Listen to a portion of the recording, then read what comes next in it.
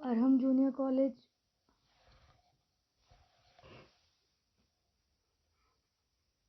बंद करके भाग जाए यहाँ से। महावीर इंग्लिश मीडियम स्कूल और जूनियर कॉलेज की तरफ से मैं आपकी हिंदी की अध्यापिका आज की कक्षा में आपका स्वागत करती हूँ। हम अपनी पाठ्य पुस्तक युवक भारती का पाठ नंबर 5 मध्ययुगीन काव्य उसका आ भाग बाल लीला जिसके रचयिता संत सूरदास जी हैं, पिछली कक्षा में पढ़ चुके हैं। कविता का पठन और भावार्थ भी हम पढ़ चुके थे। आज हम स्व अध्याय के प्रश्न देखेंगे। आकलन का पहला प्रश्न है, यहाँ आपको लिखना है, यशोदा अपने पुत्र को शांत करते हुए कहती है कि हे चंद्र, तुम्हें मेरा लाल बुला रहा है। वह तुम्हें अपने साथ मधु, मेवा, पकवान व मिठाई खिलाएगा, खुद भी खाएगा और तुम्हें भी खिलाएगा। ऐसा माँ अपने लाल को शांत करने के लिए कह रही हैं और यह हमें इन पंक्तियों से पता चलता है। बार बार जसुमती सुत बोधती, आओ चंद तोहि लाल बुलावे। मधुमेवा पकवान मिठाई, आपुन खैहें तोहि खवावे। अगला प्रश्न है, निम्नलिखित शब्दों से संबंधित पद में समाहित एक एक पंक्ति लिखिए। यहाँ पे आपको 3 शब्द दिए हैं और इन शब्दों को किन पदों में समाहित अर्थात समावेश किया गया था, वह आपको एक एक इस पाठ की पंक्ति लिखकर बताना है कि फल किस पद में आए थे, व्यंजन किस पद में आए और फिर पान किस पद में आया। उत्तर देखते हैं। फल खारिक दाख खोपरा खीरा, केरा आम ऊख रस सीरा। इन पंक्तियों में आया था कि किस प्रकार मैया कृष्ण को फल खिलाने की बात कर रही हैं। दूसरा है व्यंजन, घेवर फेनी और सुहारी, खोवा सहित खाहू बलिहारी। इन पंक्तियों में व्यंजनों का नाम आया है तथा पान आखिरी पंक्ति में आया है, वह देख लेते हैं। तब तमोल रची तमही तुमही खवावो, सूरदास पनवारो पावो। अगला प्रश्न काव्य सौंदर्य का है। यहाँ पे आपको पंक्तियों का भाव सौंदर्य स्पष्ट करना है। प्रश्न नंबर 2, निम्नलिखित पंक्तियों का भाव सौंदर्य स्पष्ट कीजिए। जलपुट आनी धरनी पर राख्यो, गही आन्यो वह चंद दिखाओ। इन पंक्तियों का हमें भाव सौंदर्य स्पष्ट करना है। इसका उत्तर देख लेते हैं। प्रस्तुत पंक्तियां संत कवि सूरदास जी द्वारा रचित मध्ययुगीन काव्य बाल लीला कविता से ली गई है। यहाँ संत जी ने मातृ प्रेम का बहुत ही मनोहारी वर्णन किया है कि किस प्रकार मनुहार कर करके माँ अपने बच्चों को खाना खिलाती है, किस प्रकार माँ अपने बच्चों को रिझाती है। प्रस्तुत पंक्तियों के माध्यम से संत सूरदास जी ने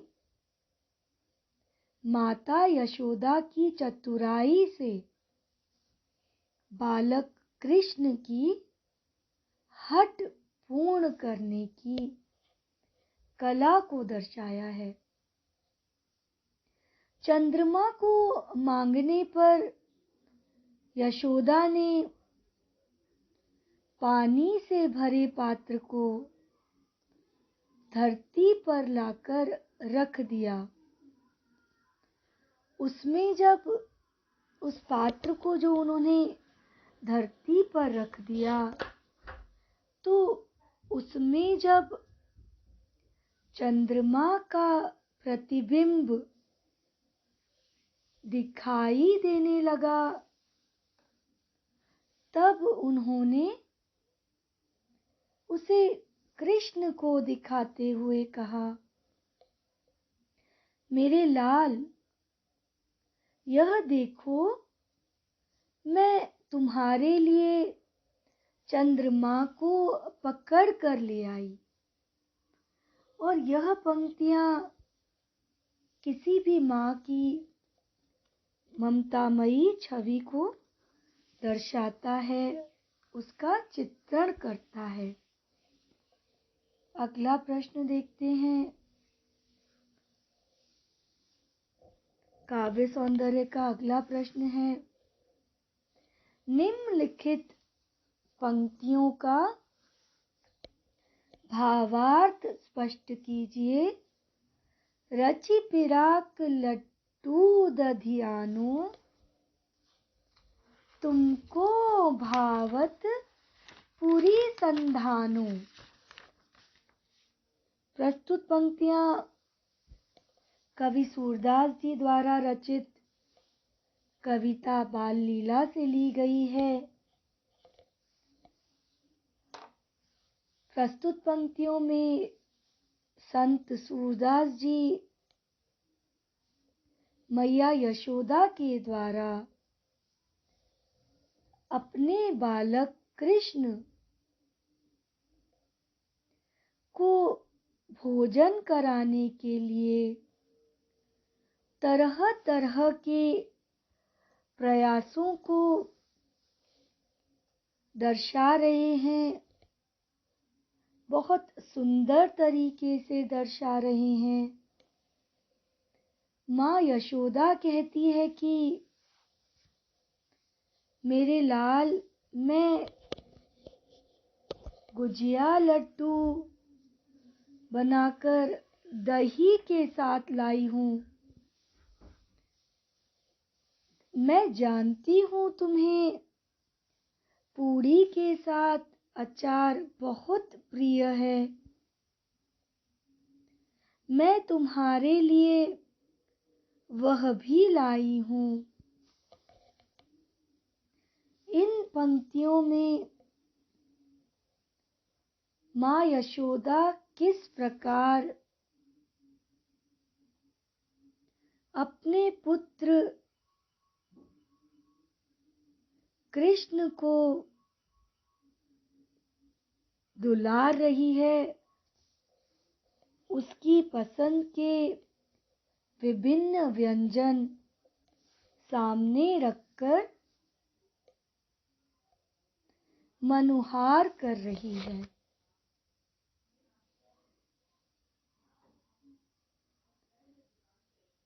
और अगला प्रश्न हमारा अभिव्यक्ति का प्रश्न है। माँ ममता का सागर होती है। इस उक्ति में निहित विचार अपने शब्दों में लिखिए। देखिए, इस प्रकार के अभिव्यक्ति के प्रश्न आपको अपने शब्दों में लिखना है। मैं आपकी सहायता के लिए कुछ विचार साझा कर रही हूँ। माँ ममता का सागर होती है। यह पंक्तियाँ शब्दशः सच हैं। माता अपने पुत्र या पुत्री के लिए आजीवन अपना सर्वस्व बलिदान करती रहती है, बलिदान कर देती है। संसार में हर एक संबंध में, हर एक रिश्ते में कहीं न कहीं स्वार्थ का भाव निहित होता है। परंतु माँ के प्यार के लिए हम यह अवश्य कह सकते हैं कि उसके जैसा निस्वार्थ भाव का प्यार तो दुनिया में दूसरा हो ही नहीं सकता। वह स्वयं की इच्छाओं को त्याग कर सिर्फ और सिर्फ अपने बालक की खुशियों के बारे में ही चिंतन करते रहती है।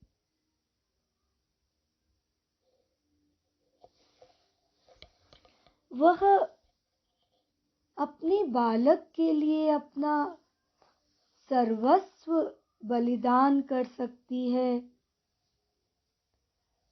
अपने बालक के शरीर पर लगने वाली हर चोट वह अपने हृदय पर महसूस कर सकती है। अपने बालक को शिक्षित करती है, चाहे खुद अशिक्षित हो। वह खुद कमियों में रहकर अपने बालक की हर एक इच्छा, हर एक आकांक्षा पूरी करने की हर संभव कोशिश करती है। खुद स्वयं भूखे पेट रहकर अपने बच्चे को भरपेट भोजन खिलाना माँ का सर्वोपरि कार्य है। अपना वर्तमान जलाकर भी वह अपने बच्चे का भविष्य उज्जवल करती है। ऐसा प्यार, ऐसी ममता, ऐसा वात्सल्य क्या किसी और संबंध में हम कभी देख सकते हैं? माँ ही बालक की पहली गुरु, माँ ही बालक का भगवान होती है। इसीलिए माँ ममता का सागर होती है। यह पंक्ति बिल्कुल सही है। इस प्रश्न को आप अपने शब्दों में लिखिए, अपनी भावनाएं इसमें आपको व्यक्त करनी है। अगला प्रश्न है रसास्वादन का। प्रश्न 4, बालहट और वात्सल्य के आधार पर सूर के पदों का रसास्वादन कीजिए। मैं आपको बार बार रसास्वादन के मुद्दे याद दिलाती रहूंगी ताकि आप परीक्षा में कोई गलती न करें। शीर्षक, रचनाकार, केंद्रीय कल्पना, रस और अलंकार कौन से प्रयुक्त हुए हैं, प्रतीक विधान कौन कौन से हैं, कल्पना, पसंद की पंक्तियां तथा उनका प्रभाव तथा कविता पसंद आने के कारण। यह आपको अवश्य लिखने हैं। कुछ और मुद्दे आप जोड़ सकते हैं। बालहट और वात्सल्य के आधार पर रसास्वादन देखिए। यह पंक्तियां, प्रस्तुत पंक्तियां कविता बाल लीला, जिसके रचयिता संत सूरदास जी हैं, से लिया गया है। इसे उनकी रचना सूरसागर से लिया है। यह किस शैली में लिखी कविता है? यह पद शैली में लिखी गई कविता है। यहाँ पर प्रथम पद में आपको एक ममतामयी माँ का हृदय,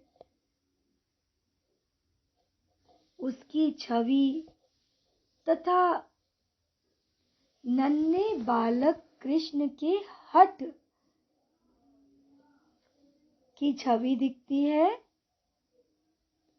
जबकि दूसरे पद में माँ यशोदा कृष्ण को कलेवा करने के लिए दुलार रही है और उनकी पसंद के विभिन्न स्वादिष्ट व्यंजन कृष्ण के सामने रख उसे मनुहार करने का चित्रण किया है। इन पदों में देखिए, हमने अभी अलंकार पढ़े नहीं हैं। मैं आपको नाम बता देती हूँ। आगे हम अलंकारों के बारे में पढ़ेंगे तो आपको अच्छी प्रकार समझ आ जाएगा। इन पदों में एक ओर जहाँ मधुमेवा, पकवान, मिठाई, दूसरी तरफ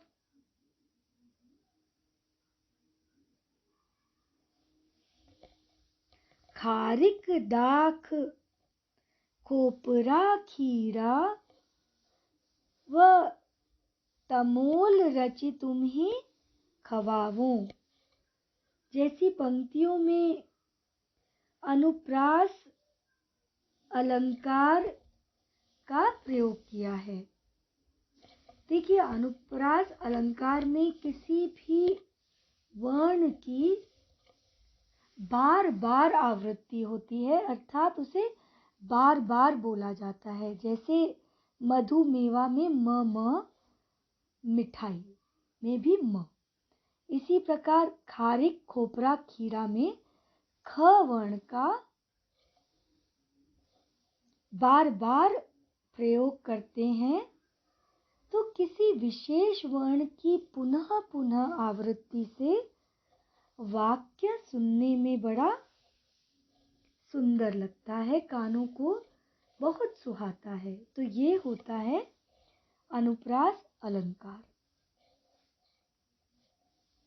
वहीं दूसरी ओर उठिए श्याम कलेऊ कीजे, मन मोहन मुख निखरत जीजे।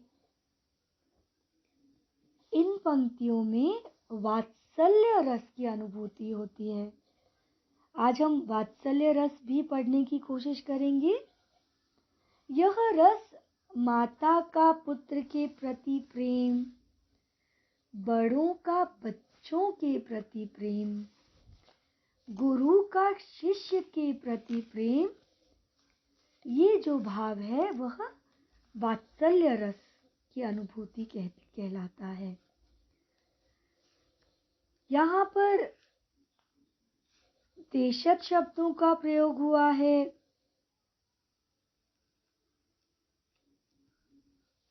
तथा पदों को बहुत सुंदर तरीके से लिखा गया है।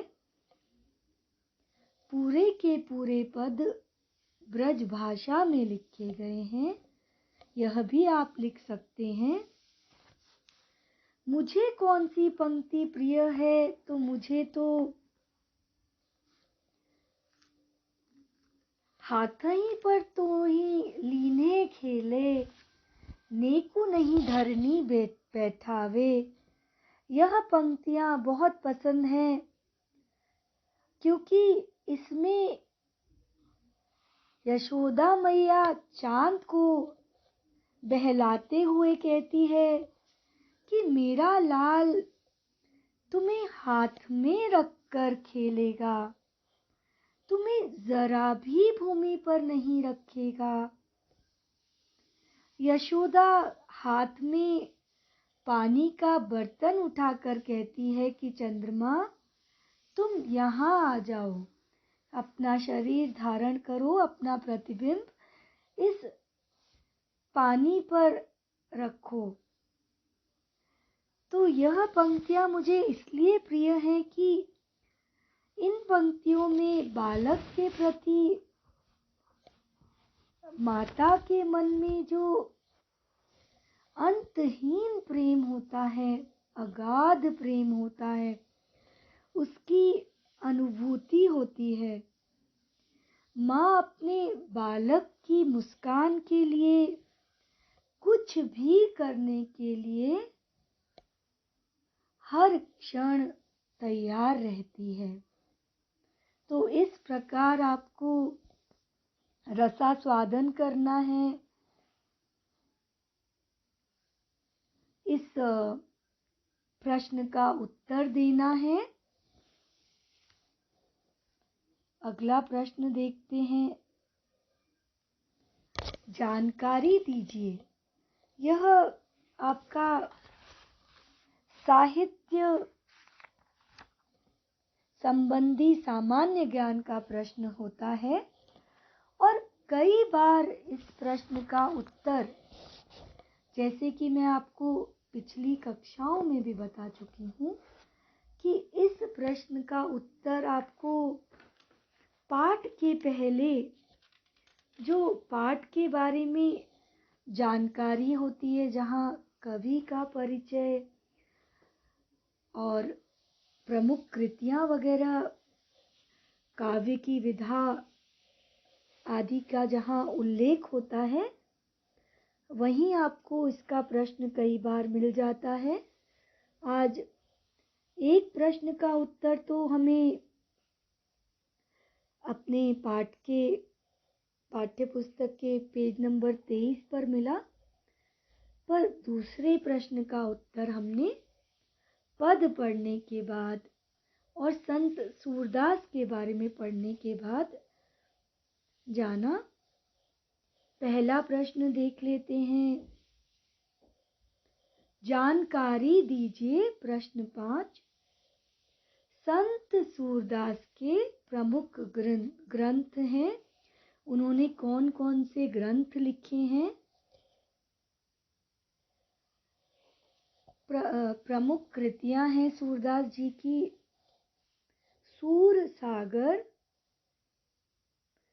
सूर सरावली तथा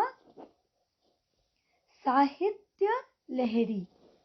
इसके अलावा कुछ और उनकी कृतियां देख लेते हैं जो उन्होंने ग्रंथ लिखे थे। उनका एक और ग्रंथ था नल दमयंती तथा ब्याहलो। ये इनके प्रमुख ग्रंथ हैं संत सूरदास जी के। अगला प्रश्न है संत सूरदास की रचनाओं के प्रमुख विषय।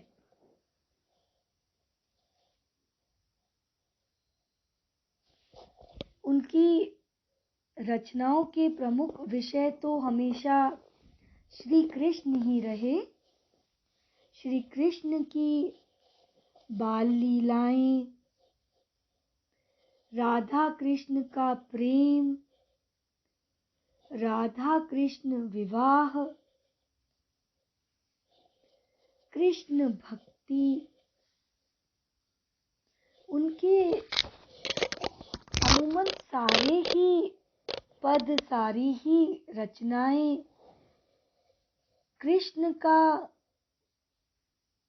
कृष्ण की महिमा का गुणगान करती हैं और साथ ही साथ उन्होंने श्री राम के जीवन की कथाएं, राम कथा भी लिखी संत सूरदास जी ने। उन्होंने उनके बारे में भी काफी लिखा। इसी के साथ हमारे स्वाध्याय के सारे मुद्दे समाप्त होते हैं।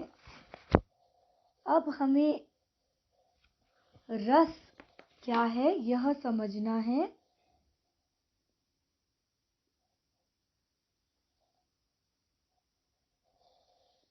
देखिए, हमने पिछली कक्षा में भी रस के बारे में पढ़ा।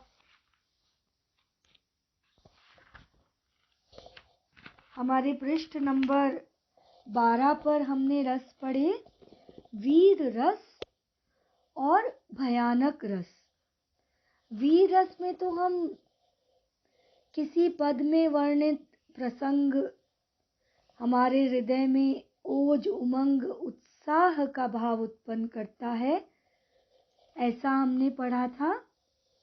और यह जो भाव है वह शत्रुओं के प्रति विद्रोह, अधर्म के प्रति विद्रोह के लिए हमारे मन में जागता है। इसके अतिरिक्त जो हमने दूसरा रस पढ़ा था वह था भयानक रस।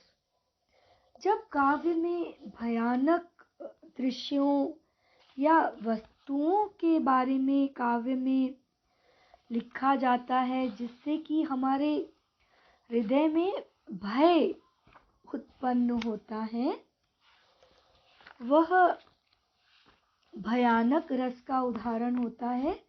यह हम अपनी पिछली कक्षाओं में देख चुके हैं।